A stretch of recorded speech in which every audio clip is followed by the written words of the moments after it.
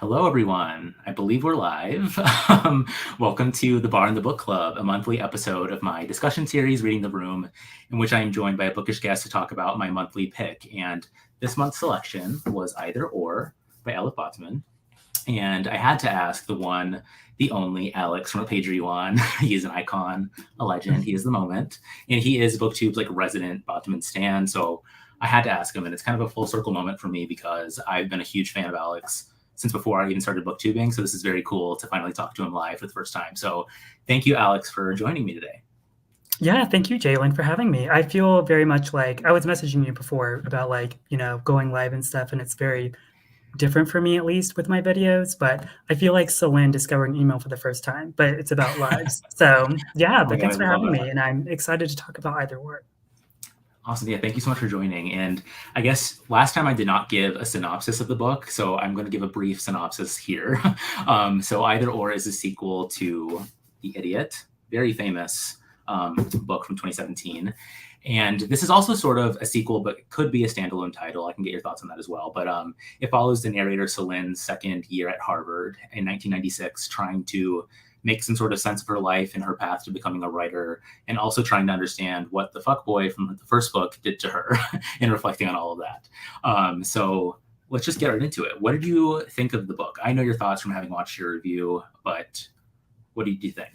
Yeah, so much like what I expressed in my review, I think in general, I just really loved it. I think in terms of me trying to understand what it would mean to read it as a sequel was always in my mind, but I really do see it more like as, for anyone watching that's read the Neapolitan novels by Elena Ferrante, kind of like a My Brilliant Friend as book one situation, and then The Story of a New Name as book two. But I really see it all as like one novel. So that's kind of my distinction. But just like what you said too, I think Either or could really stand alone as its own book, because I think there's probably going to be a lot of people that have read Either or first and then they go back to read The Idiot, since I know Elif Botman is like really popping off on TikTok and like places like that. So I think it's like really great timing on Botman's part about this being released, but I really loved it. So, but with in regard to you, because I know with like The Idiot, you were like wishy-washy a little because the second half.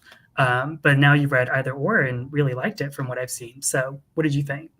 Yeah, so I had a weird time with The Idiot because the first 300 pages, I would say, I was obsessed. Like it was everything I wanted from a book. But then the last 100, when she's traveling abroad, it kind of something, I don't know if it's like tonally switched or I don't know what it was. I'm still trying to figure it out. But I feel like Either or has everything from The Idiot that I love and more. Like I was so surprised by the end of this book, which we'll get to, but I thought it's like a perfect ending. I think a lot about autofiction, and I think this book is one of the most singular and innovative explorations of that topic that really blew my mind. So I love this so much. And yeah, if anyone else had a similar feeling to The Idiot, I would highly recommend you try Either or anyways, because it really blew my mind, as I said. So first, I'm trying to be better about putting people's comments up. So hello, CJ, friend of the channel, frequent guest. This is my Super Bowl. I love it. The sweatshirt, yes. I Yeah, the can't believe sweatshirt you is sent me one. everything. Yeah, I completely forgot to. Yeah, the sweatshirt, iconic. So We love how book merch is becoming a big thing right now. CJ has lots of merch for Sunny's book truck. So any aesthetic hotties in the chat? Me. Okay, so thank you for the question, because the first question I have for you is the framework of this novel and Celine's discovery of Kierkegaard's Either or, and making her question whether she wants to live an aesthetic or ethical life, or is that even the right question to be asking? So what do you think about the aesthetic, ethical, either or framework of the book? yeah, I think in terms of even thinking of it as just a premise to Either or, I think is really interesting because I think it goes beyond maybe I think Bauman aware that a lot of her readership reading Either or, reading it because of it, like maybe wondering about things like with Yvonne, the love interest that got away within The Idiot the first time. But with Either or, to me, being a bit more, I think, deliberate in Celine trying to really figure out more about herself in the absence of Yvonne. So I kind of, by the end of it all, especially with my second reread in preparation for this, I kind of see it as The Idiot being Celine's own aesthetic life, and Either or her version this Selene now in Either Or is the ethical life, even though she claims that in Either Or she might see her, or well, according to Svetlana, that Selene sees herself more as the aesthetic versus the ethical, and then Svetlana is also the ethical. But I also have like a lot of thoughts between Svetlana and then Selene with their friendship and certain things that Selene says about their friendship. So, but yeah, I think my main takeaway is that I really liked that binary because I think it just makes or really forces Selene to really just try to uncover more about who she was in the past with the idiot, even though literally, as we know, there were like literally years in between of Botman writing the idiot and Either Or. Yeah, totally. And so Claire's here. She posted a really Claire, incredible review of hi. this book. Hello, Yeah, I Claire. was going to say, yeah, right before we joined, I looked at my subscription feed and I was like, Claire posted a video. So that's the first thing I'm going to watch after this. So I'm excited for Claire's thoughts. It's a magnificent review, I would say. It really distills so much of like my similar thoughts that I had about the book, and this idea of Selene using novels as like self-help books, which is really funny to me.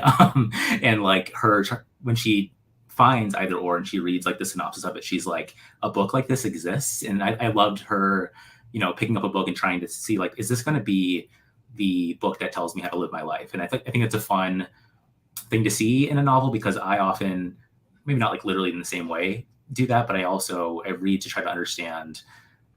I don't know, I'm very like self-analytical in my reading and like what I am drawn to in novels. And I think I also try to figure out how that applies to my own life, as many readers do. But I just loved how that's actually portrayed in this book. But one thing that's interesting about the structure of this book in doing some research is that Elif Batuman said that she started writing this novel with the idea of doing part one as a novel, and the second part being like I think it's either one essay or like a collection of essays that sort of break apart or like respond to the novel that she just wrote.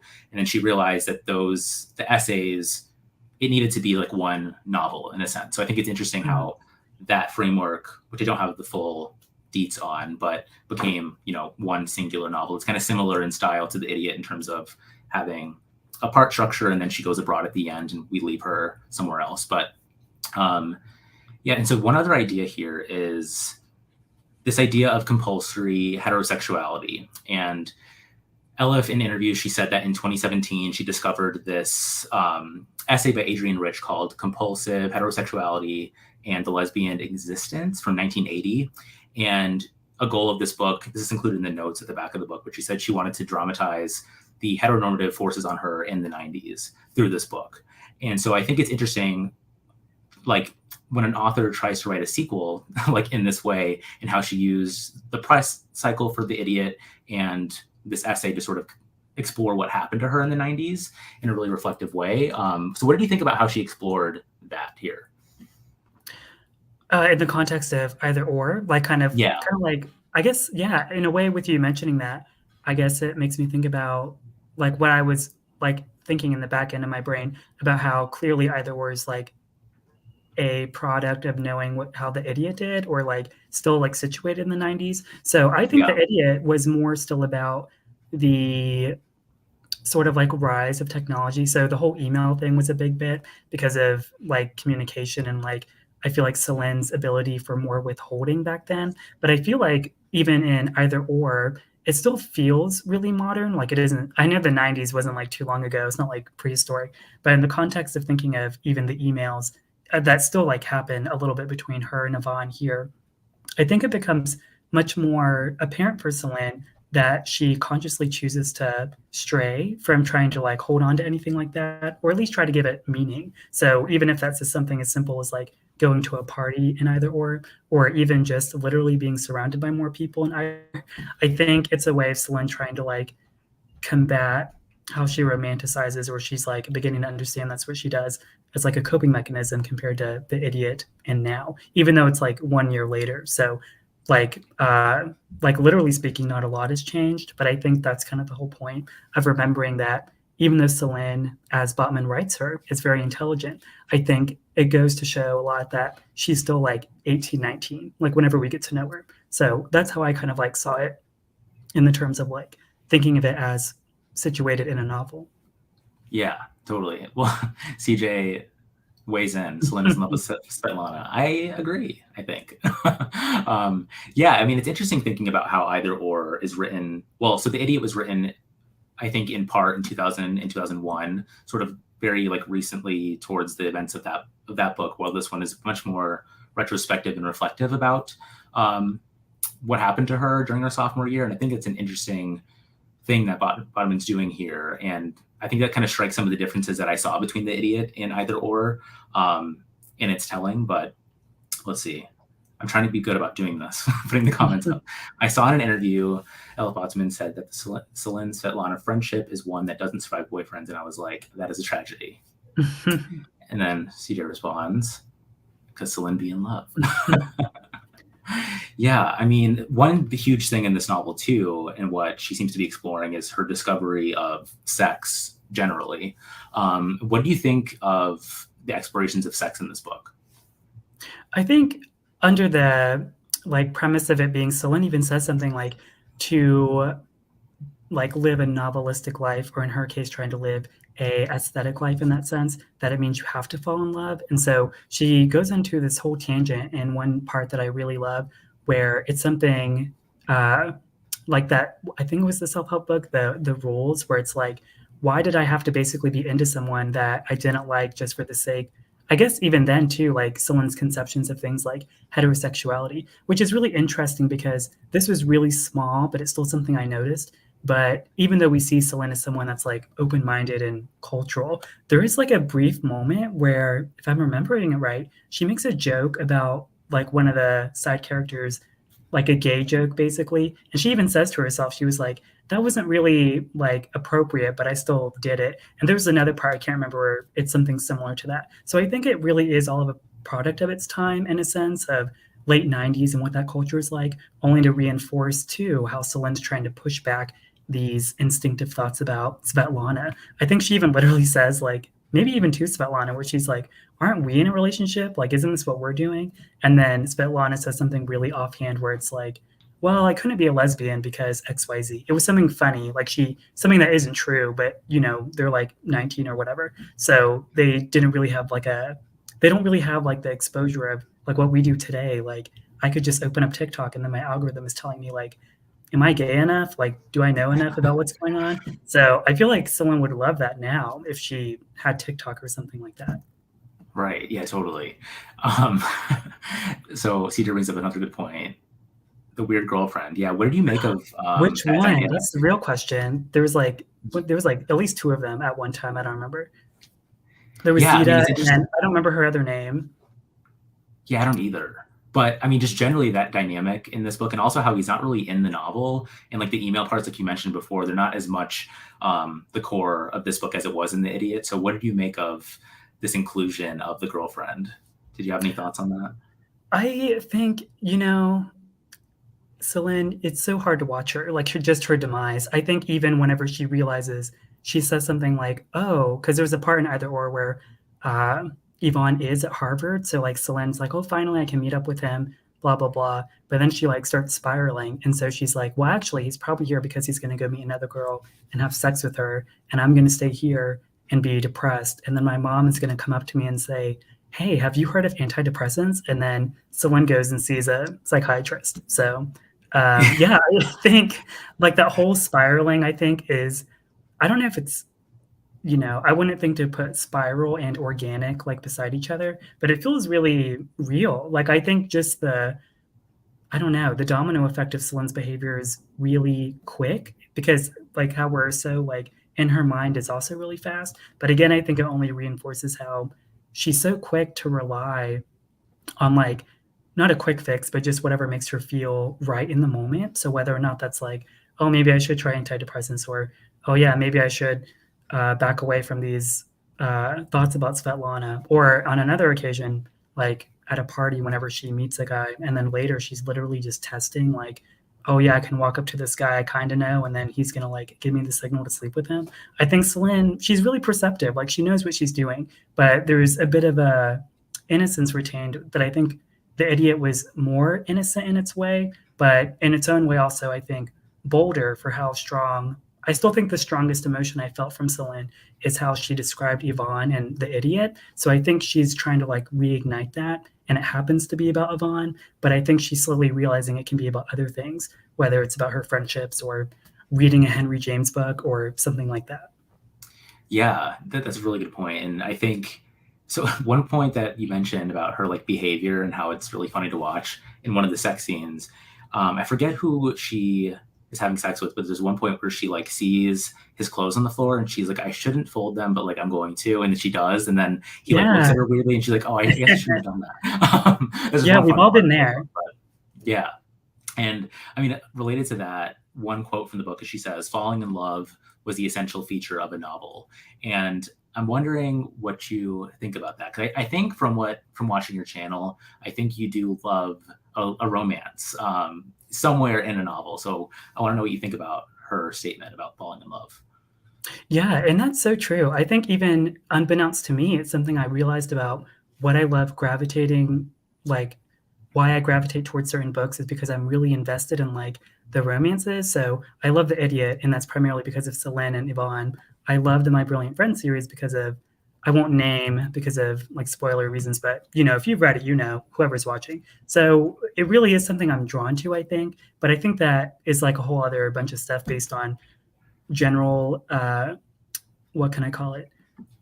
Gay yearning, maybe, just to put it short. But I think in Celine's case, I think again, these all feel like she doesn't realize yet these like this swell of love that she has. I think she understands she can slowly give it away to people. I think it's as easy as her trying to still understand like her mother and her parents she mentions briefly. There's something in Either Or where she mentions something like, I look at my parents and I only just see what I can like determine from them, like based on their relationship to each other. And then there's another part where her mother talks about something like what it means to have a childhood in America. And then her mother says, oh, I love it. That's great because children just get to, you know, hang out and have a time to be free. And then Celine's like, what the heck are you talking about? That sounds awful. I want like a rigid like idea of like my life. And so yeah, it's so sneaky how Botman does that. Like she plants it so quickly and almost like in a forgettable way, or I guess not forgettable to me, but just like very slyly that I think is really well done. So I think love is coming from a bunch of different places to Celine, but she's really taught that it has to be romantic, whether or not, especially in college, like you're taught all the time, like you're supposed to go to parties and hook up with maybe someone of the opposite sex, but it could be someone of the same sex. So just things like that. Yeah. And CJ agrees, loved the mom, her and mom's relationship. Yeah. And had to call it out. Great scene. Great scene. Yeah, I think what, so you mentioned the discussion of like childhood. I remember this one part that I also laughed at was Celine talks about how she doesn't like books about childhood written for adults. And I couldn't help but think about whether she would hate the Copenhagen trilogy, at least childhood. But like thinking about her ideas of like, or like why she doesn't like books about childhood. But question for you, like, what do you make of that? And do you agree or disagree with her? Yeah, I think it would probably stem from, I think, Celine really trying to see her relationship with her mom still. So I think in any instance, Celine still sees always the past versions of herself as like practically speaking, technically worse because like it's assumed as you get older, you just learn more or you're always a better version of yourself. And I think this is apparent too, because uh, with The Idiot, it has one of my favorite last lines in a book ever. And Celine says to herself, I learned nothing at all, or basically something to that effect. I'm paraphrasing. So I think really that really haunts her. So it's a way of Celine feeling pressure to always learn or explore, whether or not that's like her genuine love and curiosity towards literature and all these classes she's taking, or what I thought was like a huge like exaggeration in a good way of how like the second half of this book with the whole let's go travel bit being that Celine is finally getting what she wants by having these experiences with men and they're largely horrible. So I think it's like, especially with this one guy, I don't remember his name. Well, I'm sure like it'll come up in my mind in a second, but yeah, there's some interesting stuff going on, and I think it's told really, again, quickly. I think there was some comparison to like Celine. This wasn't the same guy, but it was early on. Something about two fornicating dogs like walking past them, and then Celine asks him, she's like, "Hey," or no, he asks her, he's like, do you know those dogs? Like, do they belong to you, or do you know what's up with them? She says no. And then he quickly tries to like banish them. So I see them as dogs, or like Celine as like the context of how she thinks about relationships. And I think the parallels are just really funny. So it's that sense of humor, as many people say with The Idiot or Either Or, that Botman knows how to write a well crafted, funny scene. So I feel like I Yeah, answered like 100 questions there, but yeah, so that's no, what I think about that. yeah, no, I love that. I mean, I think so. One point that you made was about the ending of The Idiot, and I just wanted to piggyback off on that with the ending of this book and how like it does feel like in Either Or she really does learn something. Kind of responding to the ending of The Idiot and her finally having like her first sense of making in her mind like an autonomous decision, whether or many autonomous decisions in this book about wanting to discover sex or figuring out her ideas about sex and men and like her constant questioning of those things. But also at the end when she's in Russia, she says like, I came to Russian novels myself, that was my own choosing. I came here, I'm not bound by the script, as she says, of what's expected. And I just loved that. Do you agree that she like learned? I think, well, because the climax is like she has the realization that she draws a parallel to in the Henry James book when it's just her sitting there and she has a realization, and that's like a very exciting thing for her to read. So what do you think about that? Yeah, I love imagining. I couldn't like I really didn't know when starting Either Or like how the book would end. Like I wasn't sure how things would wrap up, but I couldn't really picture it any other better way other than like I imagine that after Celine's like realization of that, like reading the Henry James book, or this whole idea of like now I can step outside the script, I think it makes me think she never has to really like return to us. And I say us even though she doesn't directly like refer to us, but I think she sees it in a way where she doesn't have to focus on really writing possibly about her life anymore, even though she wants to be a novelist. I like to imagine that after that realization with reading the Henry James book, that she realizes it's okay if I don't want to write later. I can just read because I can get what I want out of this. Um, so that I mean, I believe that a little bit, but other parts I can still definitely believe with evidence she'd continue writing. But yeah, I think she does learn a lot from the idiot from whenever we last met her with those last lines I mentioned earlier, based on now living this idea of outside the script. So I really liked it. Yeah, I think Claire agrees. I mean, she says the yearning part of me was definitely sad that Yvonne was not a bigger part of the book, but I think Either Or is better for it in the end. And I definitely agree. I'm glad it wasn't. I'm glad he's like in the book still. I would have been a little sad if he wasn't in it at all. I think he necessarily is in too, but yeah, I think her kind of move away from the pure romance was really interesting. But as mentioned before, like her relationship with Svetlana, I think that's like that dynamic gets a new level of nuance in this book that I think is interesting. But I don't remember where their friendship is left off. I think she kind of disappears by like the end of the novel. I don't remember like the last communication with. Well, she gets a boyfriend and then she kind of disappears, right? Yeah, I can't really remember either. Maybe someone watching might, but I at least remember like a really pivotal part to me when I realized maybe like Celine's beginning inklings, or at least, Celine can get a little crazy, so she's a little dramatic. She said something like, well, Svetlana did get a boyfriend, and then, Celine has her internal monologue where she's like, I was talking to Svetlana and like it was as if she like looked down on me and our lives were changed forever. So it's in a way like Celine already gave up. She was like, oh, she got a boyfriend, so how could she do that? Like it's already over what we had. So it's really interesting that Celine thinks that way whenever, like with Yvonne, in that sense, like she still yearns for maybe that sense of connection, even if she accidentally, I love this part in the book too. She accidentally emails his email account and says like, I am the soul in limbo or something, which is like a Russian text reference. And then it turns out it's Zita, one of Yvonne's lovers. And then she says, "Who is this? Like, what are you talking about?" And then someone's like, "Sorry, I don't know what I was saying. I was being a little crazy." So it's so funny that she sees friendship and romance as so different, which I love. I think because I'm a big proponent of friendship in fiction in my real life. So I really loved seeing that representation there, even if we do know that Celine's relationship with Svetlana is a little muddled, like instinctually. That's another thing I love because we don't really get the full conclusion of Celine trying to like figure that out. I think it's really a way of her just like choosing for now at 19 to maybe, put that in the backseat. Like maybe think about it later when I'm older or something, or can reflect on that. So yeah. Yeah, definitely. I think it's like this idea of through Celine writing these novels and her having like these various discoveries in each period of her life is really interesting to me from like a novelistic autofiction perspective. But before I get into like the autofiction of it all and what Ella Bodman's doing in crafting these books, I'll share CJ's comment. Did you see that she read the Marie Kondo book and gave away all of her books? No, I did not see that. No, I didn't know that. But it's funny. You've also been getting rid of some books, right, Alex? Yeah, Generally. I am trying to really declutter. So, but on one hand, it comes at a good time because uh, I'm moving in a couple of weeks. So I'm just trying to physically like get rid of a bunch of stuff. But yeah, I'm really trying to see it more as like my own curated library now versus I feel like I'm beyond that time in my life where I don't need to read really anymore just for the sake of trying to read something new. I kind of just want to always read a book I feel like kind of like it's cheesy to say, but like Celine, I sometimes forget, like with the active reading, but the whole Henry James thing, where she's like, this is great. Like I'm realizing so much from reading this.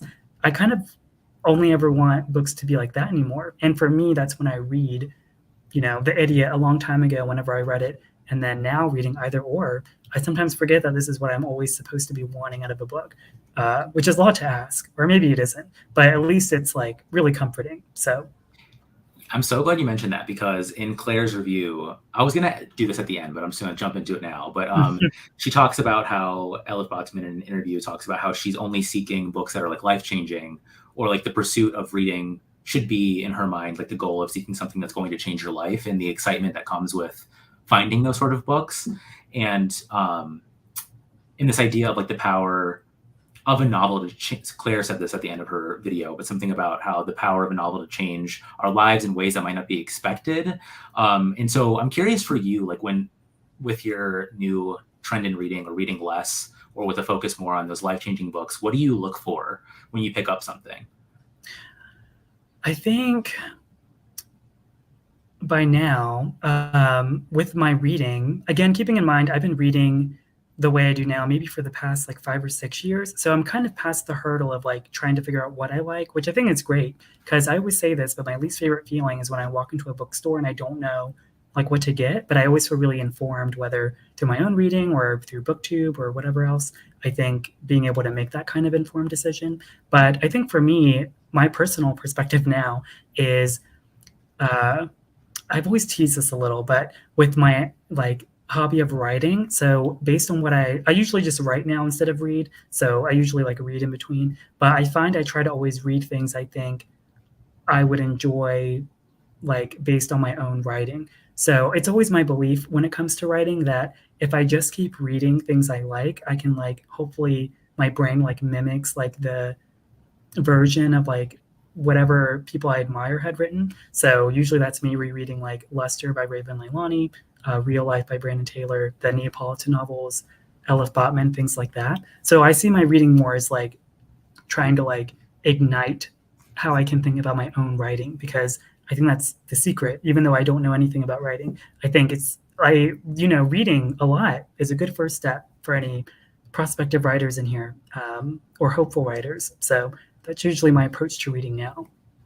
Yeah, I mean that's so it's I don't know what the word for it is, but I love that because you see that so much in Celine and her reading and her eventually writing. I mean, again, this is getting into like the meta aspects of like Ella Botsman writing from the perspective of herself in her younger years, but like needing to have that experience in order to then become the writer that she is through those like readings and living to finally write what it is. And so I think it's an interesting idea of like needing the time and like age to write well. I mean, do you think that that's true? Like needing to have that, I don't know, retrospection, I guess, because it feels like in The Idiot that it's more it felt a little bit more like literal of her experiences during that period, while this one feels more reflective. And I've been trying to think about like why I think this one's more successful versus this one, but I still love so much of this. I don't know what my question is, but if you have any any thoughts on that. Yeah, I think in regard to at least thinking of, because I agree, I do think The Idiot feels much more, maybe the word to me is like immediate. And I do think either or, like you said, does feel really reflective. So I think a part of that, at least coming with the territory of Botman, having that ability to have that separation, to be able to see like how people thought of the idiot maybe, or if that's really a concern, even though I don't really like think of that kind of stuff with the book itself. I think of it myself as like a reader, which I know sounds like a juxtaposition, but I think I don't think it is a requirement of anyone to feel like they have to have, I guess, the lack of a better word, earned experience to be able to write, whether that's about writing about your own life or writing about whatever you want. I think it's really like, because, you know, me and you, we're so involved in books, like we understand what's on the radar or the pulse of the types of stories people are looking for. But there are people out there who read maybe like one book every 5 years or something. So they can just walk into a bookstore by accident and pick something up. And maybe that one random thing is The Idiot. And they're like, wow, this is great. And then they go about their day. So I don't think it's as like of a conscious effort for writers to have to think so hard about that. I think it maybe comes with like the gut impulses of what feels good to write about. So, and I think that's what really, I would hope, carries a lot of writers and them getting to the finish line of not even getting their book published or anything, but just like finishing a book or finishing a story even or whatever else. I think that's really what pilots all of it. Yeah. I mean, a separate question that kind of goes to this is, so Claire has recently, sorry, Claire, I'm like implicating you in so much of this. I wish Claire was But here. Yeah, I wish she I should. know, Yeah, I can't wait to watch her review after this. So, yeah, it's incredible. But I've been thinking about her channel and how she's like had this new, I don't know if it's new, but like she's been reading romance, and I've loved watching that, and it's made me like question reading generally, because I'm like, I tend to be drawn to literary fiction and this idea of books that can like change your life. And so I recently picked up Book Lovers by Emily Henry, and I don't know what my question is here, but I'm just wondering, Claire, if you want to weigh in on this, this idea, like, I don't know, thinking about romance in light of either or. Do you have any thoughts about like, about that? Because I've been having a crisis lately thinking about like what I like and why I read, and like, I don't know. Do you have any thoughts on that, Alex? as Claire might be like maniacally like typing or anything, I will say that Just typing. Claire is Claire is responsible for me reading Book Lovers because I picked it up recently and then she told me like, you know, I watched her review, I think, of it, and then the whole Emily Henry, you know, phenomenon we're living in. And so in a way though, like when a question you asked me earlier about like what's maybe something I read that I like, and it truthfully is like some sort of romantic thing involved. So again, thinking of The Idiot or either or the Neapolitan novels or whatever. I like do like romance. Maybe I don't know about the romance genre itself, like a whole Emily Henry thing, but it's just something I enjoy. I don't really think though, like in terms of books, like how I approach books based on like genre or anything. I usually hear that if I think I'll like it, then I'll probably read it. So then I'll hopefully make a informed decision after. Yeah, no, same. And thank you, CJ, for asking the question I could not ask. Can romance change your life too? Um, yeah, and so let's see. Claire says either or gave me a romance plot crisis in my own life that I'm still working through. Oh my gosh, yeah, it's a big question, and it's something that I've been working through. But this book kind of makes me feel like excited to be having those questions. I don't know, because so there's this one line in the book that I loved. Celine says, "I was going to do the subtle, monstrous thing where you figured out what you were doing and why." And so she does that through writing, and I feel like I am not a writer, and I'm doing that in a sense through reading, I guess, like finding the books that make me consider what I've done and why I'm doing it, and like thinking about books or like reading as a structure for your life and how literature can like do that. And that's why I think this book works so well for me, is because this, it feels kind of like Elif Botsman confirming that for me. Like, I don't know, answering that question of like, yeah, reading does have like a purpose, and it can truly like, I don't know, give you something grander than just the experience, I guess. I don't know. And that's what kind of just blew my mind, as I keep saying. But um, let's see here. What is next? What is next? So let's, how about we talk about the Henry James of it all and what you think she's doing with that setup. I mean, do you think, I have so many thoughts about how this kind of plays into her creation of either or and this idea of autofiction, but what do you think about autofiction after reading this book? Like, has your idea of it changed upon reading this, or? Hmm. I feel like for me, it's never been like something I focused on whether or not I've maybe heard like if a book happened to be inspired by someone's real life. So I know Ella Bauman is like plagued by that, but it's still not any because I like personally speaking, I don't know her. So for all I could know, like I see it as like a stranger's life is fiction to me because I just don't know them. So that's kind of how I see it if I happen to read a book by them. If everyone came out with a book, I would read all of them because I'm nosy. But so I really like how Botman like she got the best of both worlds.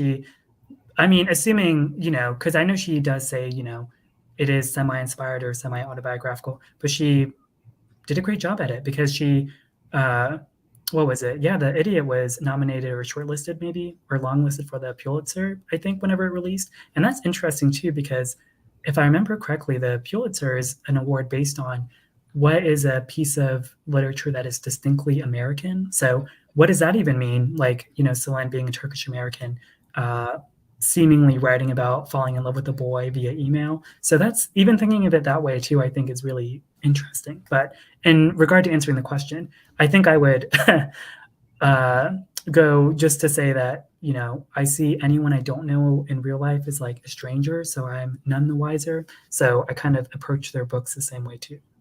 Yeah, no, definitely. I agree with you there. And I'm similarly nosy. So I love this idea of, I think, autofiction and like the ways you can blend fact and fiction. But there's this one part in the Henry James section where where she's questioning why the character in, I forget the name of the character, but in The Portrait of a Lady, why didn't she write the book that she's reading and why did Henry James write it? And she says, well, it made sense. If she could write a book, he would be out of a job. Um, and then she said, but I wasn't dumb or banal, and I lived in the future. Nobody was going to trick me into marrying some loser. And even if they did, I would write the goddamn book myself. And I love that so much.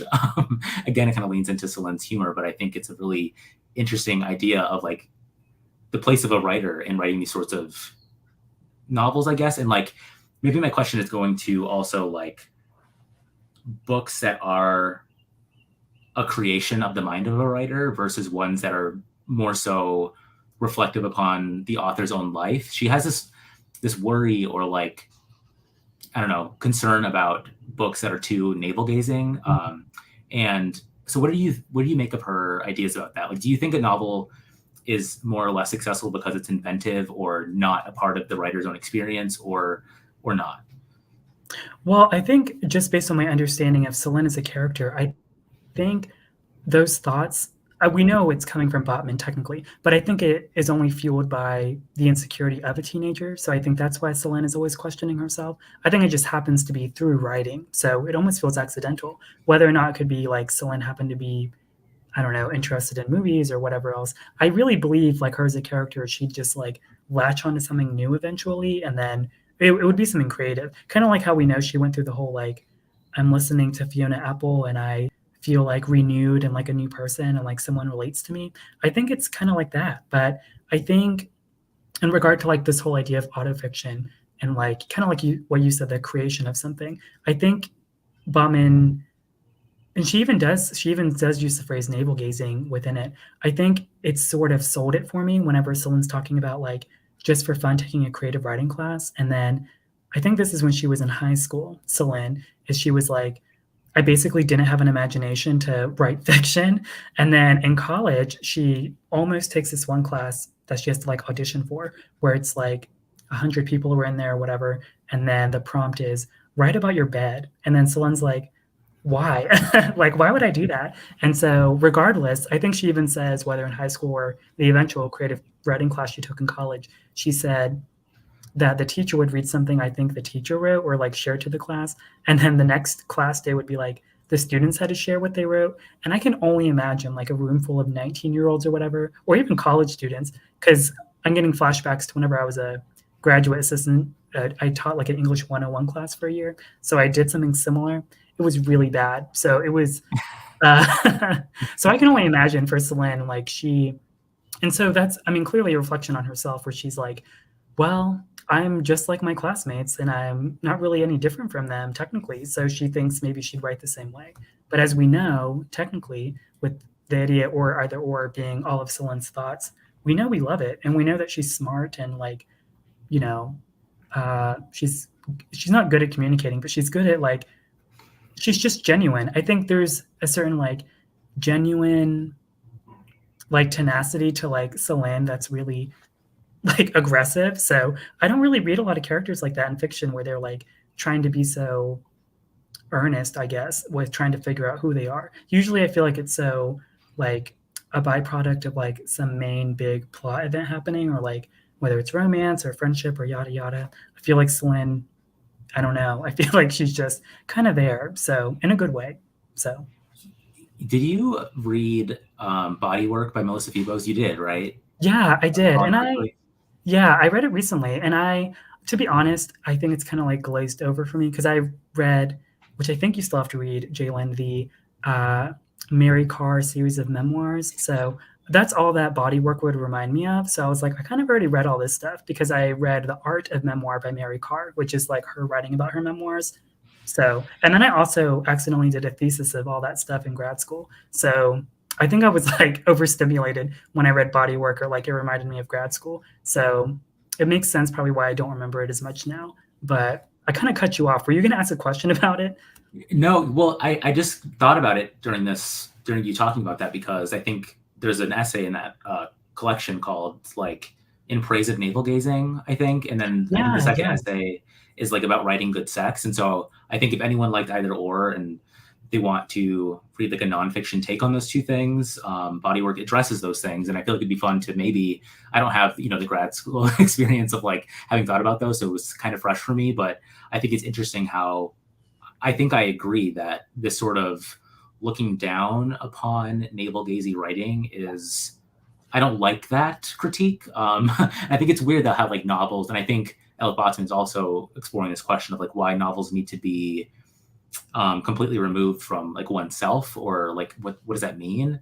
And the way that Melissa Febos in those essays talks about how writing through sex and looking at your navel, how they can help you discover something. And I think this book is a really clear, while not a memoir, it's again the weirdness of autofiction. Like, what is it? Who knows? But I think it's fun how she uses or blends the fact and fiction of navel gazing in an interesting way that I don't know. I need to read Mary Karr's memoirs because I'm wondering why I still am drawn more to autofiction than memoir as a form generally. Like, I don't know why I need the suspension or the promise of some sort of suspension of like reality to enjoy it more. But I don't know. Do you have any thoughts on like why I might think that?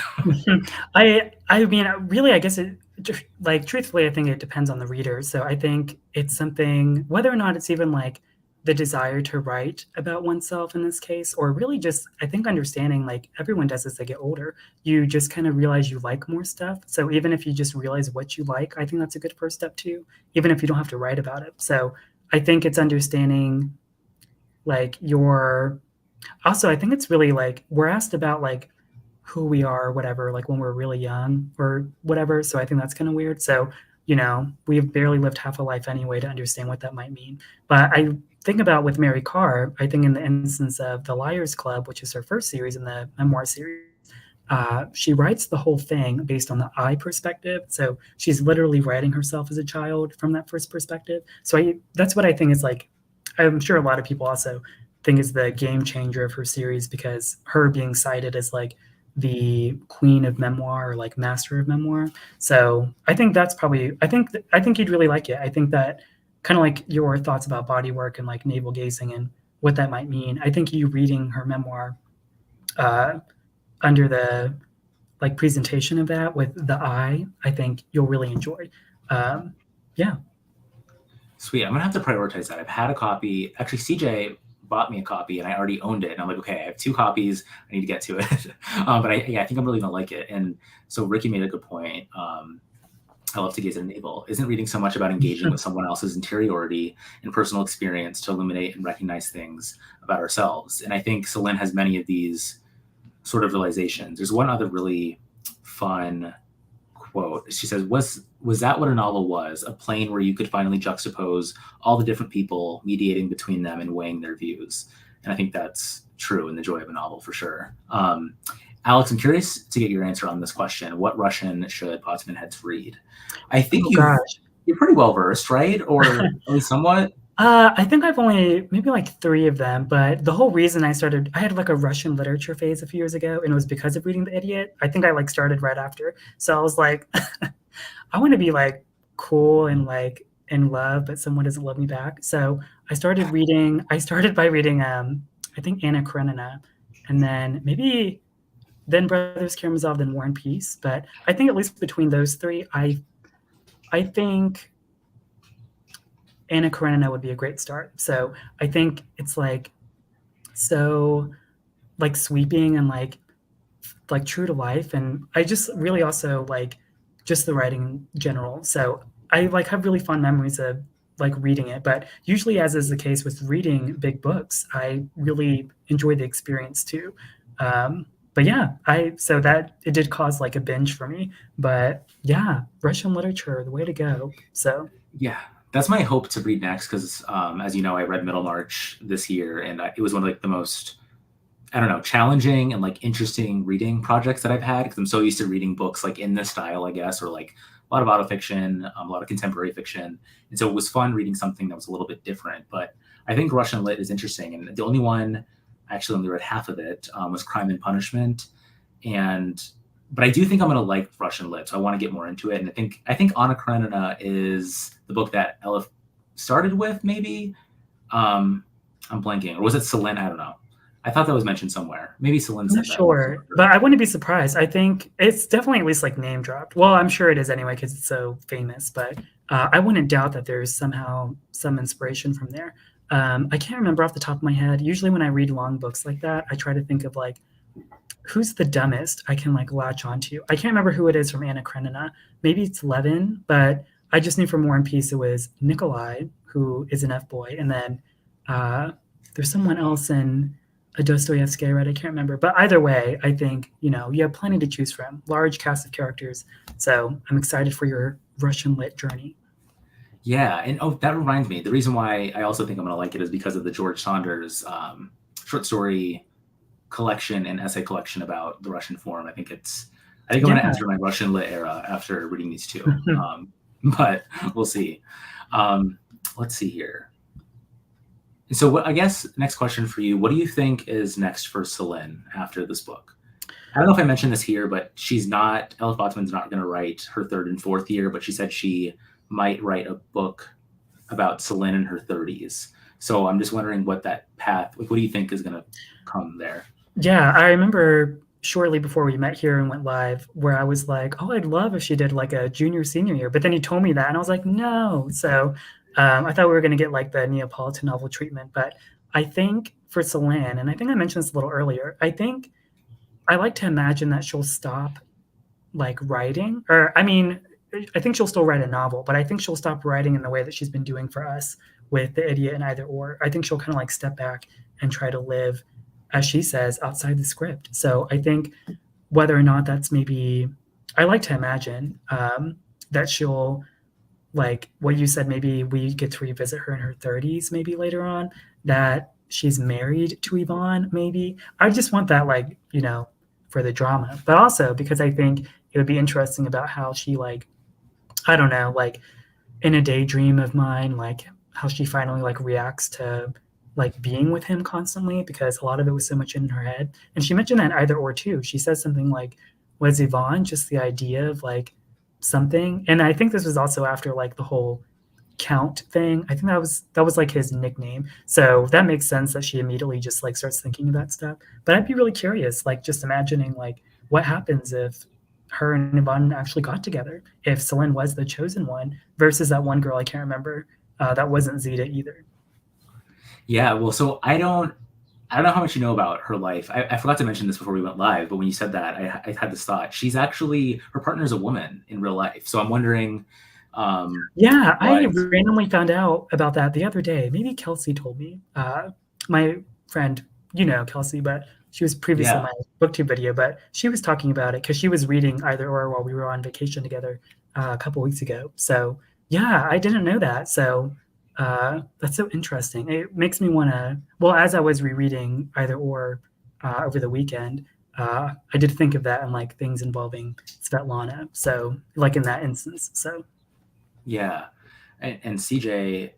does not believe her. I think she'll come back to her and finish it out. I mean, there's still hope, I think, because I don't know if she had the idea of writing either or. Well, she said it came to her during the press cycle for The Idiot, so maybe the press cycle for this one will cause her to want to explore the junior and senior years. I hope so, because I feel like I like that the idea of like the Neapolitan novels, like having a whole set to to look back on. I'm gonna want to know what happens during junior and senior year. But if she doesn't want to, then let's see. I wonder if Celine in her 30s book will be about breaking out of compulsory heterosexuality. Yeah, I think. Good point. I wonder if that's going to be it. But I would also like a quartet. Yeah, I mean, I want her to keep writing because this book has me so excited, and I don't know. I think I agree. I think she's gonna, whether it's that book or she'll just step away for a while. Are you gonna reread The Idiot now and maybe try to, now that you have like a glimpse of like Celine, like a better idea of her and like maybe understanding why she's having all those rambly thoughts about something, whatever, in the part that you maybe didn't like as much in The Idiot? Yeah, so I think I forgot to put this question up. Claire asked about this. I'm curious what you both think of the abroad sections of both books. Obviously, Jalen didn't like the one, The Idiot. Claire enjoys them, big comedy of error vibes, but are they necessary? Yeah, so I guess to unpack this a little bit further, I do want to reread The Idiot because I read The Idiot over like the course of a month, which is like long. Like I took my time with it, which is a little bit. I think that might have played into why I didn't like the abroad section. I don't know. I think the one in either or is more. It's shorter and feels a little bit less, or feels a little bit more like intentional with its craft. And what I've gone back to is thinking about how like part of The Idiot was written in the early 2000s, and then she continued the book whenever she wrote The Idiot later in her life. And I'm wondering if that was the discrepancy there of like the time of when she wrote each part. But I don't know. I do want to go back and see if I have different thoughts now that I have it. I don't know, a clear conception of Celine, and seeing the differences there I think will be really fun. But how many times have you read The Idiot? I've only read it twice. So the first time must have been back in like 2018, maybe like spring 2018. And then I reread it. Maybe it was like a beginning of pandemic reread I did, because I think I was just thinking about it for some reason. But so I've only read it twice, like all the way through. And then occasionally like I read snippets, usually the airplane scene with like Selena Vaughn. So that was great. But at least in regard to what Claire asked about like the abroad section, I think for me, at least in either or, it did feel necessary, because at least under the premise of like, how do I live outside the script? So I think in the idea of Celine being like, okay, let me do this like sketchy, let's go job, and then see how that works out for me, especially since we know that she did that same format of like freshman year, I did that. And then now I'm going to explore, a better word, I'm going to do the same thing my sophomore year and see if there's any differences. So I really liked how it was literally like a literal template of like, Celine's like, okay, if I, at least again, basing it on how much I loved the final line in The Idiot being, I didn't learn a thing. I think it's really daring of Celine to be like, let me do this exact same thing and see if anything else happens. I know she goes to different places and stuff, but just the idea of like travel. But I think also like Celine, you know, if not learning anything in her mind the first time in The Idiot, she certainly learns, like I mentioned earlier, about meeting all those guys. And then they're definitely like a cast of characters. So yeah, one of my favorite things is the interactions of the guys in either or, being that one guy, I don't remember his name. He was probably the worst one whenever she traveled abroad. And then she was like, I'm trying to escape him, so I'm going to get up, and then I try to take the train, but his friend was working, so he wouldn't give me a ticket. So I went back to bed, and then I tried again the next day, and then it worked. So something as simple as that, I think, is really, it's so ordinary and somehow very anticlimactic, but it like really works. But yeah, I do have a question for you, Jalen. Between all these, you know, men that we're introduced to in either or, do you have a specific standout? Or I guess anyone watching, if you all have a standout. I definitely have a favorite, but I don't know if mine's the same as everyone else's. Yeah, I remember. I forget where you were mentioning the standout for you. I feel like I don't have one, and I'm blanking on names. But I will say, like, the scenes generally I really enjoyed, but I think I hated all of them. But I could be wrong. So who's your favorite?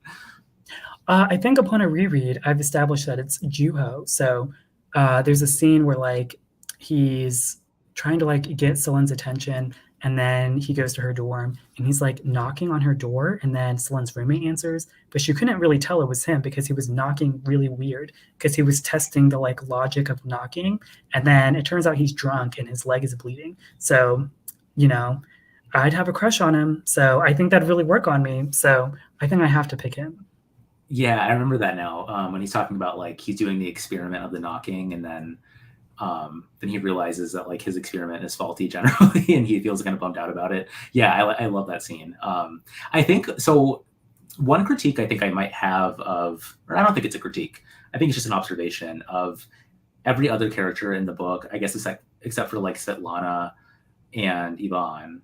They feel like I don't have like mental like they don't really come to mind really when I read them. I don't think they were necessarily supposed to be fleshed out. But do you have a similar impression? I know you liked certain scenes with those characters and stuff, but do you have any like thoughts on her extra characters? Yeah, in a way, kind of similar to you. I don't feel they were necessarily, I guess, essential, but I do think, at least in contrast to the idiot, where Selin was so concentrated on Yvonne, or I guess even really Svetlana too as a friend, I think it really did add some levity and like some clear, distinct differences by essentially creating like a cast of characters in this way. Also made it feel more like lived in. So I think it really helped set the tone of like maybe Harvard too, like or just really higher ed. I think there's a part where like some like one of their random like periphery friends comes up and like says, hey, does anyone want to talk about gravity's rainbow? And then Celin's like, I gotta go. So like just little things like that I think are really interesting, just the environment of remembering where Celin is. But yeah, I don't remember them like fully, but I think they were well executed with how they served certain scenes and when they appeared. Yeah, I think I'm so glad you said that because I think you're correct, and I want to backtrack what I said. I think she used like that quote I mentioned earlier, how she wants to use like the views of different people to either strike some sense of humor or really understand like Celine's perspective in light of the people around her. I think that's kind of what she's doing with those. So yeah, it's a really good point. And so I know we're kind of close to the hour, and I wanted to put this up. Your kitchen is iconic. Yeah, I know it's gonna be sad when the kitchen's not there anymore. Yeah, so I don't know how much of my screen. I assume it's showing only as much as this, but this is my normal backdrop for all my videos, but it'll soon be a different backdrop and hopefully with a better kitchen in my new place when I move into DC. So cross your fingers, everybody, of that. But yeah, I'll be moving in a couple weeks. But thank you. I have all I have in here. I don't know if we have any Illy fans, like the little espresso machine, but that's all I use in my kitchen. So that's pretty much all of it. Nice. Well, I can't wait to see where you're going, and for future videos with the new kitchen in the background or whatever the background is. But so, by the way, I wanted to before we all go, I wanted to announce next month's pick. If you know me, this had to be the pick. It's Latbona by Tessa Moshfegh, and I'm curious: are you planning to read this, or have you read it? I don't think you I have. have not, and I think I'm gonna pass. Although that's only because of when I read Death in Her Hands, and I did a review of that too, and it seems in a similar like orbit to that a little. But I am still curious, so I love a good book hype. So I think I'll maybe try it, but like maybe later, like when it comes on paperback or the library or something. But because I haven't watched your review yet, but I think when I eventually do read it, I'll go back to yours. And try to scope it out. But I know there's a scathing review somewhere of it online by someone I can't name. I don't have them off the top of my head, but I think the discourse is interesting. So, but I'll try to maybe get my hands on it from the library eventually. Yeah, I would love to know your thoughts because I know we have different opinions on Death in Her Hands, but I loved your review of it, and I love your views on anything. So I would love to know your perspective because it's very different territory for her, but also similar. But yeah, in the next book club, I'm going to be unpacking some of the discourse that you're mentioning and the different takes going on. I was going to do a video like with 4 different pieces and like going into it in defense of the Tessa Moshfegh, but I might just save it for the book club. I don't know. That might be happening, but when you read it, I would love to know your thoughts. Good luck with the move. Yes, good luck with the move, Alex. Thank And you. thank you. I'm glad I caught you before. I know moving is like So CJ just moved, and I know it's the most like stressful thing ever. So I'm glad we could do this before all of that happens. Yeah, I'm definitely like in like huge like disassociation mode, like just trying to make sure it all gets done. But you know, light at the end of the tunnel kind of thing. So only a couple more weeks. You've got this. Well, thank you, Alex. Thank you, everyone, for watching. This will be up afterwards if you missed any of it. And yeah, I hope to see you next month, July 25th, Monday at 5 p.m.